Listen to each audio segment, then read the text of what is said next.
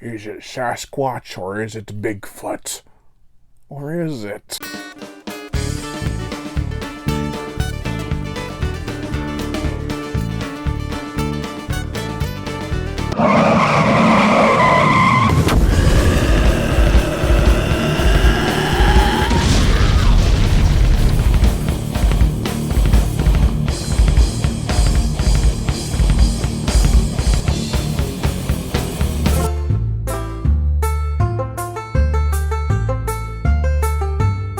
Sasquatch, the legend of Bigfoot. This is the 1976 crypto docudrama from director Ed Ragozino. Now, before we get into my review, this whole week will be dedicated to Bigfoot movies in honor of my first book I've released, Wild Man. Wild Man follows the story of a town trying to fight off a Bigfoot, and I really enjoyed writing it. And I'm going to have a sequel to it eventually, as well as other books. So I'd really appreciate if people go to check out my book, at least to see if you'd like it, to buy it or not, and read the synopsis, see if it's up your alley. I really want more feedback on it, and yeah. Let's get into Sasquatch, the legend of Bigfoot.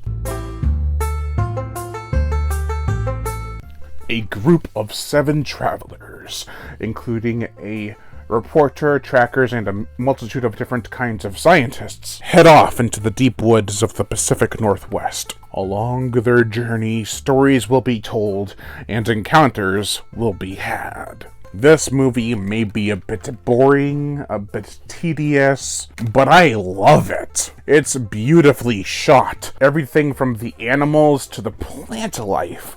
It's all magical and mesmerizing. The water glistens off the shrubs, and the forest is alive with sounds of the travelers' horses' hooves clip-clopping about. Speaking of the travelers, the actors who portray them are pretty fun in their roles. I mean, sure, their backstories and such could have been given a bit more depth. Most of them feel like they have no range in terms of who their characters are, but they are all there for the same reason, to reach the same goal. Another little tidbit of information I like about this movie is that there's no female characters in this movie. It's kind of like The Thing, and it's kind of rare for a movie back then, like, to not have any female woman in it.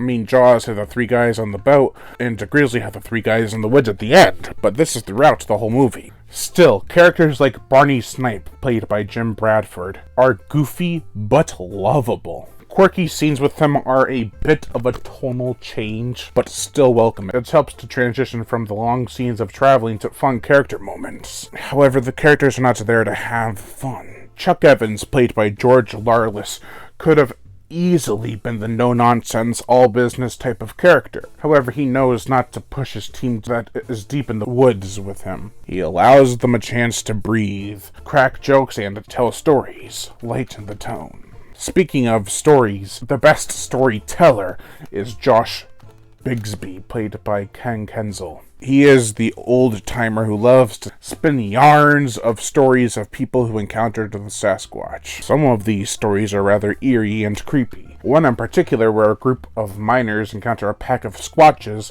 that pelts their cabin with rocks is particularly harrowing. There's also a great jump scare. No loud music, just, "There's Bigfoot! Ah!" There are so many great sequences in this movie, including an opening sequence thought to have been lost forever. However, it's on this release from RoninFlix/Scorpion Releasing. I've already recorded and uploaded the whole intro. But here are some clips. When I first saw this back in, 2012, 2013, the climax of the film got me good. About as good as the miner sequence. I didn't expect it. And after all the build-up throughout the whole movie, it was well worth it. The gore, the effects, there is no gore. This film is rated G after all. There is the death of a mountain lion, but that's about it.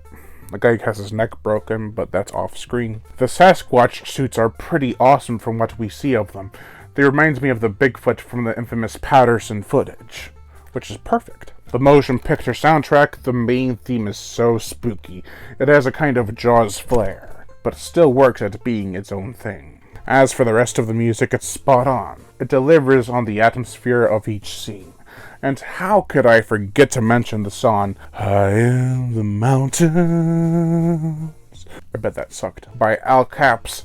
It's a great song that is as breathtaking as the scenery in the movie. Also, the creatures howl and grunts are the stuff of nightmares. The howls are like ghostly calls, and the grunts are like... I don't know.